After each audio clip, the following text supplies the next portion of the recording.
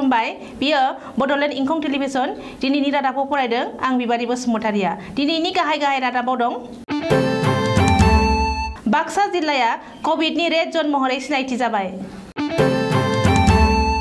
आसाम सोरखारा गाबोन कोविडनि गोदान एसअपि फोसावगोन कुमारिघाटायाव 4 ड्राग्स फालांगिरि हमदों गिबि मन्थ्रिया मरिगावआव उन्दै हिन्जावसाखौ जिनाहारि खालामना बुथारनाय जाथायखौ खौरां लाहैदों मेट्रिक आनजादनि मार्क होनो थाखाय दाना होनाय कमिटिया रिपर्ट गथायबाय तारा प्रसाद दासआ असम गण परिषदनि गोदानै लेङाइ आफादगिरि एपिसिसिनि गोदान आफादगिरिखौ जायखिजाया समावनो फोसावगोन थांनाय सानथामनि गेजेराव आसाम नाङै 9 लाखनिबो बांसिन कोविड भेक्सिन थुदों दानिया दङ आबुं रादाब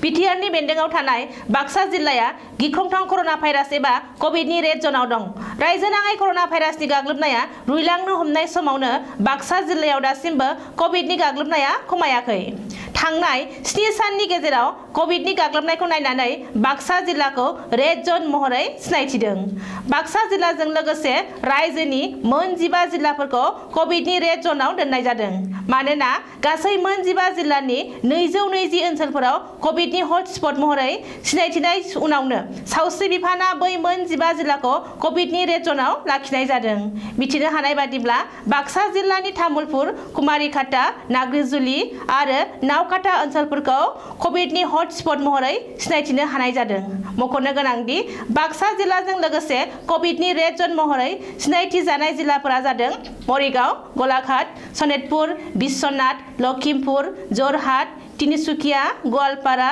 डिमा हासाव शिबसागर धेमाजि आरो नगाव आसामाव करोना भाइरासनि गाग्लोबनाया खमायलांबाय बेनिखायनो आथिखालनि थासारिखौ नायनानै रायजो सोरखारा फैगौ सनिबार गाबोन कोविडनि गोदान एसअपि फोसावनो हागौ मख'नो गोनांदि गिबि मन्थ्रि डक्टर हिमन्त बिश्व शर्माया दिनै रायजोनि गासैबो जिल्लानि जिल्ला बेंगिरिजों भिडिअ कनफारेन्सआव बाहागो लायो आरो आथिखाल करोना थासारिनि बागै खौरां लायो ओरैहाय रायजो सोरखारनि सावस्रि बिफाना रायजोआव गासै मोन 220 कोविडनि हटस्पट सिनायथिदों होननानै मिथिनो हादों बेखौ नोजोर होनानै कोविड हटस्पट ओनसोलफोराव कन्टेनमेन्ट जोन फोसावना आरो गुबुन ओनसोलाव उदां खालामनायनि बागै गिबि मन्थ्रिया बिथांखि लागोन बबेखानि आसामाव कोविडनि गाग्लोबनाय हारा 2% दावख्लायबाय होननानै गिबि मन्थ्रिया फोरमायदों बाक्सा जिल्लानि कुमारिघाटानि बेन्दोंआव थानाय सेसापानियाव बाक्सा पुलिसा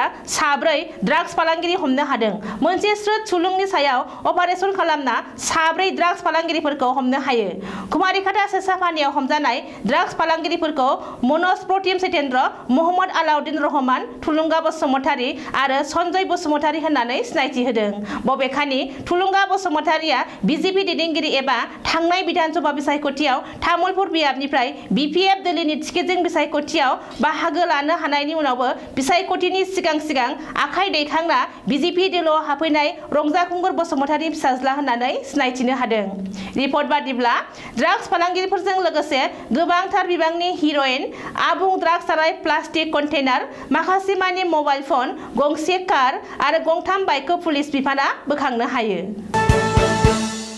गिबि मन्थ्रि डक्टर हिमन्त बिश्व शर्माया दिनै फुङावनो मरिगाव जिल्लायाव दावबायो आरो 9 बोसोर बैसोनि सासे हिन्जावसाखौ जिनाहारि खालामना बुथारजानाय हिन्जावसानि नखरनि सोद्रोमाफोरखौ लोगो हमना जाथायनि बागै खौरां लाहैयो मख'नो गोनांदि बे मुगैथाव जाथाया थांनाय 20 जुनखालि फुङाव मरिगाव जिल्लानि बुरागाव पुलिस थानानि बेन्दोंआव थानाय बारिडुङा गामियाव जादोंमोन आरो बे जाथायाव इस्लाम धोरोमारि नखरनि सासे 9 बोसोर बैसोनि हिन्जावसाया बोलि जादोंमोन बबेखानि बे जाथायनि दायनिगिरिफोरखौ थाबैनो हमनानै गोख्रों साजा होनाय जागोन होननानै गिबि मन्थ्रिया नखरनि सोद्रोमाफोरनो खोथा होयो आरो दायनिगिरिखौ गोख्रै हमनो थाखाय पुलिस बिफानखौ बिथोन होयो मिथिनो हानाय बादिब्ला गिबि मन्थ्रिनि बे दावबायनायाव मिरु बिजेपिनि गाहाय नेहाथारि आरो मंगलदैनि एमपि दिलीप शइकिया, मरिगावनि एमएलए रमाकान्त देउरि, डिजिपि, मरिगाव जिल्ला बेंगिरि, एसपि आरो गोजौ थाखोनि सोरखारि मावख'गिरिफोरा बाहागो लायो। अदेबानि साफ्रोमबो सुबुंनि जिउआनो बेसेन गोसा। मरिगाव जिल्लायाव 9 बोसोरनि उन्दै हिनजावसानि सायाव बे जाथाया थारैनो दुखुनांथाव होननानैबो गिबि मन्थ्रिया गावनि अफिसियेल टुइटाराव टुइट खालामदों। मेट्रिक आनजादनि फरायसाफोरनो मार्क राननायनि थाखाय दानानै होनाय कमिटिया दिनै रिपर्ट गथायबाय।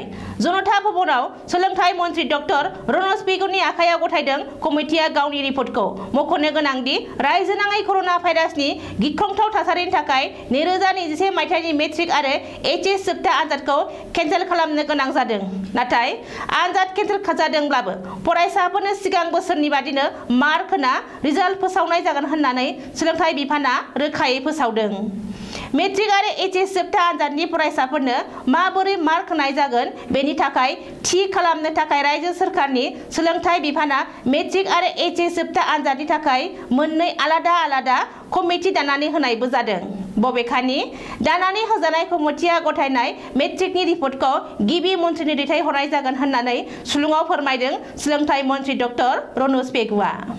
मिथिनो हानाय बादिब्ला कमिटिया गथायनाय रिपर्टनि सायाव गिबि मन्थ्रिया थि खालामनायनि उनावसो सोलोंथाइ बिफाना हाबाफारि जागायगोन।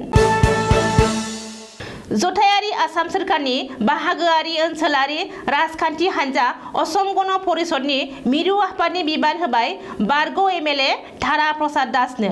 मिथिनो हानाय बादिब्ला बारग' एमएलए आरो दोलोनि गागि दैदेनगिरि धारा प्रसाद दासनो असम गण परिषदआ मिरु आफादनि लेङाइ आफादगिरि बिबानखौ होबाय। दोलोआ लेङाइ आफादगिरि मासियाव प्रमसन खालामनायनि लाइजामखौ एमएलए भनिभूषण चौधुरीया बिस्तिबारखालि धारा प्रसाद दासनो गथायो। मख'नो गोनांदि धारा प्रसाद दासआ 2001 निफ्राय 2006 मायथाइयाव सुरक्षेत्री बिधान सभानिफ्राय उदां बिजाथि महरै देरहाबोदोंमोन। आसाम प्रदेश कंग्रेस कमिटि सुंद'यै एपिसिसिआ जोबोर थाबैनो गोदान आफादगिरि मोननो हागोन। बे बाथ्राखौ फोसावदों आथिखाल एपिसिसिनि आफादगिरि रिपुन बराया। रिपुन बराया बुंनाय बादिब्ला कंग्रेसनि हाइकमान्डआ जोबोर थाबैनो आरो जायखिजाया समावनो एपिसिसिनि गोदान आफादगिरिखौ थिसनथाइ होनो हागौ। मख'नो गोनांदि आथिखालनि गागि आफादगिरि रिपुन बराया थांनाय बिधान सभा बिसायख'थियाव जोबोर गाज्रियै जेननायनि उनावनो एपिसिसिनि आफादगिरि मासिखौ रिजाइन होदोंमोन। नाथाय रिपुन बरानि रिजिगनेसनखौ पार्टी हाइकमान्डआ दासिमबो एक्सेप्ट खालामाखै। बेनिखायनो रिपुन बरायानो दासिमबो एपिसिसिनि आफादगिरि जानानै दङ। बबेखानि आसामनि मोनथाम बिधान सभा मासियाव जानो गोनां उफेरा बिसायख'थिनि थाखाय कंग्रेस दोलोआ थियारि खालामगासिनो दं होननानैबो रिपुन बराया बुंदों। आसामाव सानसेयावनो 3 लाख कभिड भेक्सिन होनो आसाम सोरखारा बिथांखि लानाय बादिनो सावस्रि बिफाना मावफुंदों। मिथिनो हानाय बादिब्ला थांनाय सानथामाव आसाम नाङै 3,80,000 सुबुंफोरनो कभिड भेक्सिन होनाय जादों। बेखौ नोजोर होयोब्ला सावस्रि बिफाना सोरखारनि बिथांखिनिबो बांसिन सुबुंनो सानफ्रामबो कभिड भेक्सिन होगासिनो दं।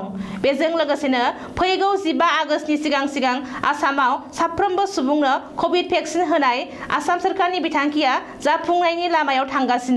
बबेखानि फैबाय थानाय 45 साननि गेजेराव साफ्रोमबो सोरखारि मावफारियाफोरनो कभिड भेक्सिन होनायखौ आबुं खालामगोन होननानैबो बुंथिदों सावस्रि मन्थ्रि केशव महन्तआ।